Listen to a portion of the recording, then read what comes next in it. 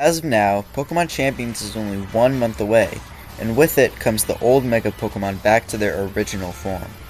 So then I thought, why not put all of them in a tier list based on how they'll perform in Pokemon Champions? I will say that I've never played in the Mega era of competitive Pokemon, so I don't have a crazy amount of knowledge about some of them, but I do know quite a bit from research and whatnot. Anyways, let's get ranking. Okay, here's the tier list of every returning Mega Evolution going into Pokemon Champions. Yeah. So Abomasnow.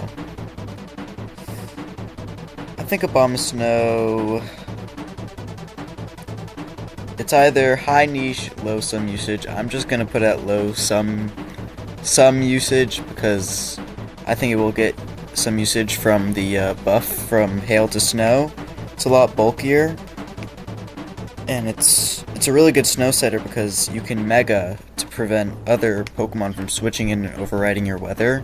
And since your speed stat is like 30, which means even if you're against something like a Mega Charizard, hopefully you're not, then you're still gonna have priority on your weather setting, and that's important.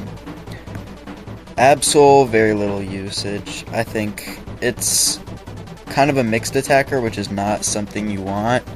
It's also really frail, not very fast. It just doesn't really fill a niche or is good enough to be in any of the other tiers. Aerodactyl I'm gonna put into niche. It's very fast, 150 speed, and it has Tailwind. Unfortunately, Tough Claws doesn't give a boost to any of its good rock-type moves. I don't even know if it gives a boost to any. But it also now has dual Wing Beat, which is pretty interesting. That gets a boost from Tough Claws. And you kind of fill the role of a strong and fast Tailwind setter. You don't have Prankster, but you don't really... It depends on the meta, but you don't always have to have it. I know Whimsicott is going to be in the game, but if you want a strong Tailwind setter, like one that can do a lot of damage, Aerodactyl is definitely a go-to. Aggron, I'm going to put that in some usage. Aggron has Body Press now, which is really important because now it can actually do damage with its high 230 defense stat. Also, Filter, I mean... You're gonna not be able to get rid of Aggron. He's just gonna be really bulky, and the Body Press is like his best way to do damage now. Alakazam, lots of usage. Everybody was saying like, oh, if Mega Delphox doesn't get Levitate, then it's gonna be good.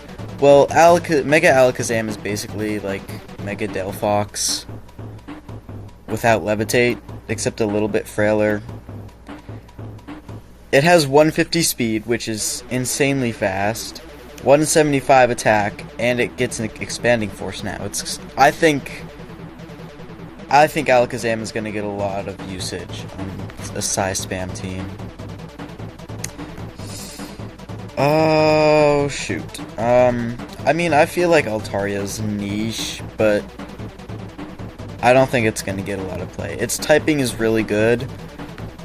I mean, you resist both Urshifu's, Rillaboom, and Incineroar. It'd be really good into Grass, Water, Fire balance team, but it just doesn't really put up big numbers. I mean, I would definitely see it, like, I think it would get a little usage, but I don't think it might be niche. You know what? It's niche. It's niche.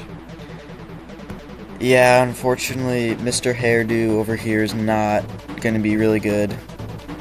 Dragon typing is better, but you don't really have a good Dragon type stab besides Dragon Pulse, and that's not very strong. You're slow and kind of bulky, but still, I think it has like maybe 140 special attack, and its bulk is still kind of mediocre. I don't really see Mega Ampharos getting usage. Audino, fully support, you terrible, like, you don't want to waste a Mega Pokemon on a support Pokemon. You'd rather just use something like a Moongus if you want support, or Sinistcha, or Clefairy if you want Life Dew healing or something. Mega Bayonet. Mega Bayonet's niche, right? Prankster is really good, but it's also an offensive Prankster user. It probably won't get that much usage, but it's basically like a very strong Sableye, I guess, without the dark typing. Yeah, you can be taunted, but you can also get off stuff like Prankster Destiny Bonds, taunts, and if you want, you can launch a really powerful Poltergeist from like 160 attack. Poor Beedrill.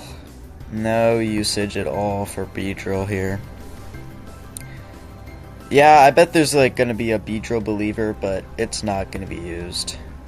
Blastoise, I think, is gonna get some usage. It got access to Shell Smash, and I've seen people use Mega Blastoise and stuff like Nat Dex doubles before.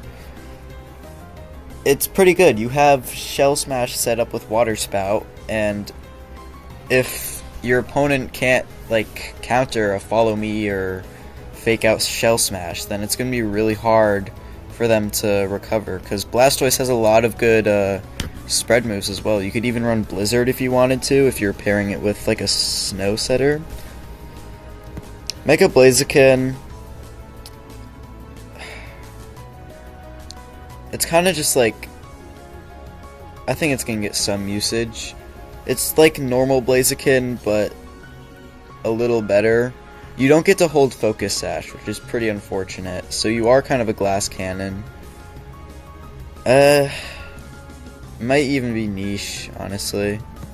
I'm gonna put it at high niche. I feel like you could use like something like Charizard if you wanted a fast and strong fire type Pokemon, and Lopunny if you want to use the same but fighting type. You're also prone to Intimidate, which isn't too good.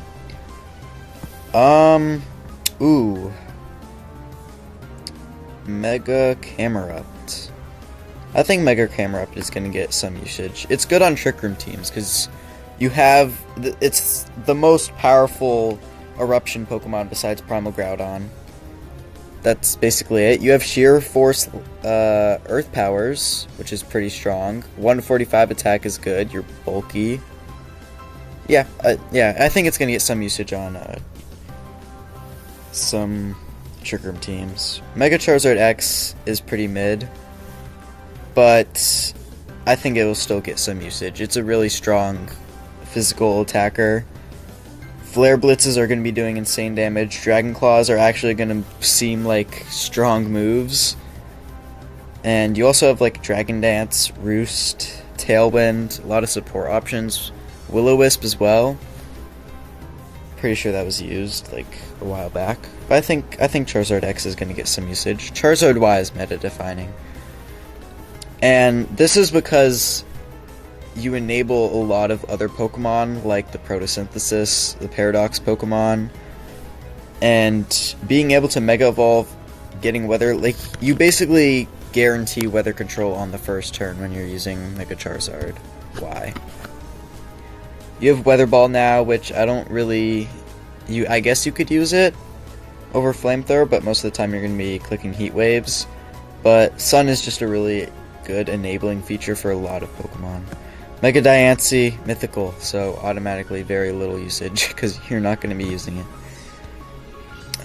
Gallade, Mega Gallade is niche. Yeah, you have Inner Focus, but it was kind of too late if you had it for your first ability. Plus you have Normal Gallade. I mean, Normal Gallade with Sharpness is doing more damage than Mega Gallade, so just run Normal Gallade. Mega Garchomp. I mean, you have the problem where your normal form is kind of better. You do less damage, and also Sandforce isn't a good ability. Mega Gardevoir is going to get a lot of usage, I think. Pixelate is really good. You actually have a pretty decent speed stat. of 100, you actually can outspeed Urshifu with that. And you're just a really strong special attacker. A lot of versatility, something like that. And you also have good spread damage with Hyper Voice, Pixelated Hyper Voice. You could be a Trick Room setter, which I don't think is going to be used as much, but you still can. Mega Gengar is meta defining. Shadow Tag is just broken. And plus, Shadow Tag is just really good. You have a lot of support moves, Will-O-Wisp, Encore, Disable I think you also have. But just having Shadow Tag makes you insane. You're also really fast, 150 speed I think. And your special attack, 165, also insanely strong. So yeah, Mega Gengar is probably going to be a defining Mega Pokemon here. Glalie, very little usage. Refrigerate is a cool ability, but your stats are just really mediocre. Mega Gyarados is pretty niche, I think, but it's like high niche. It does have Intimidate and Dragon Dance, but I don't know, it didn't really get that much play after Sajin Park used it. And Water Dark, I guess, is a good typing. Why is it at niche? Stats aren't good. I think it's slower, actually. I think it's pretty slow, but it is really bulky. So actually, maybe it could work. It might get, I think it'll get some usage. Never mind. Yeah, having Intimidate, good stats. Typing's kind of mid, but not bad. Mega Heracross, I think it's probably... You have a really good attack stat, but your speed stat is kind of awkward. Bug and Fighting is kind of awkward. I don't know, maybe it'll get usage. But like, what do you do with it? It has Skill Link, so you can do like Rock Blast, Twin Needle. I think it could probably fill a niche then. Houndoom. We have Chi-Yu now. We don't really need Houndoom. Kangaskhan, obviously meta defining. Being able to hit twice. You basically have like a plate for all your moves. Because of Parental Bond. It did get nerfed, but it also got buffed too with its abilities. So it lost, I think it lost, wait, no, it got back Power Up Punch, but it lost Return and Frustration. But it's still insanely broken, just like being able to get either scrappy fake outs or preventing yourself from flinching with Inner Focus. You can delay Mega Evolving, it's super versatile, and being able to do the secondary hit with Parental Bond is insanely strong. I don't recall these two being that good, were they? I'm still gonna put them in niche because they're legendaries and they're fast, but I think they were better in singles. I mean, you have Tailwind, and also you're gonna be having really strong Luster Purges. I'm pretty sure they have synergy with a lot of things, like Latios was used with Zamazenta and Shen Pao early Reg G. But I don't really see them getting like some usage. I don't think. Mega Lopunny I think is going to get a lot of usage. Because its ability, it has Scrappy, it got buffed so it's immune to Intimidate, it has Close Combat, and what is a good normal type move? Double Edge I guess? Scrappy Close Combat is really good though. Also your 135 speed, which is really good. And you should be able to hit, like, you don't have a lot of counters, I guess, because if somebody tries to switch in a ghost type, you can just hit them for neutral, unless you like launch a Close Combat into Gengar or something, because it's going to be resisted. But I still think it's going to get a lot of usage. You're fast, you're strong, you have Scrappy, so you're immune to Intimidate, but only once you Mega Evolve. And you can also hit things like Aegislash and Goldengo for super effective with fighting type moves. So I think Mega Lopunny is going to get quite a bit of usage. Oh, I don't know. I mean, I use Mega Lucario on my main team when I'm playing doubles OU. I use it on a rain team, and it actually does an insane amount of damage. With adaptability, you're doing crazy amounts of damage. Especially with Bullet Punch. Bullet Punch adaptability boosted is really strong. And I'm pretty sure you have, I don't know, do you have a higher attack? You definitely have a higher attack stat than Scizor. I think your attack stat is 145 plus adaptability. You are kind of on the slow end in this meta. I think it's like 118, 115 is your speed on Lucario. And you're kind of a glass cannon, but if you set it up right, if you can get the support, you can basically one-shot a bunch of things with like Meteor Mash and Close Combat, adaptability boosted. Mega Manectric is niche. You have Intimidate as your ability, and you can be kind of versatile because it only activates once you Mega Evolve, so you can kind of save it for when you need to use it. And it's also decently fast. I think the only problem is Pure Electric. You don't really have that much damage. You have moves like Thunderbolt, Overheat, Flamethrower, and that's basically all you have. But also having Lightning Rod is pretty good support. You can either stay Lightning Rod if you're pairing it with something that's weak to Electric, or you can use Intimidate to get to, you know, support more with an attack drop. Mega Mawile. Is it going to be meta-defining? No. I think it might be, but like low meta-defining. And I'm going to put you like right here. Huge Power is insanely good. Fairy Steel is the best typing in the game. You're basically like a slow Zacian. The only problem is Incineroar kind of cooks you a bit. But if you run it on a rain team, I think there's enough things you can do, because, again, Huge Power, you have Intimidate as your base ability, which is good support already. Intimidate and Huge Power, you're going to be doing a lot of damage while also being able to support your team. So, Mega Mawile is still pretty versatile. I think Mega Medicham is going to get some usage. Again, you have Huge Power. I don't think you have good Psychic move. You have Close Combat for your Fighting type move. You have Fake Out for support. And you have, I think it's only like Zen Headbutt is the only good Psychic move. So you might not want to use Zen Headbutt, but still, Huge Power, you're kind of fast. But the base stats are kind of lacking. Huge Power definitely makes up for a lot of them. I think it's going to get some usage just because Huge Power. Metagross is meta-defining, for sure. The buffs this guy got, and his stats are just insane. Your speed is 110. That's like crazy fast. That was way faster than I thought at first.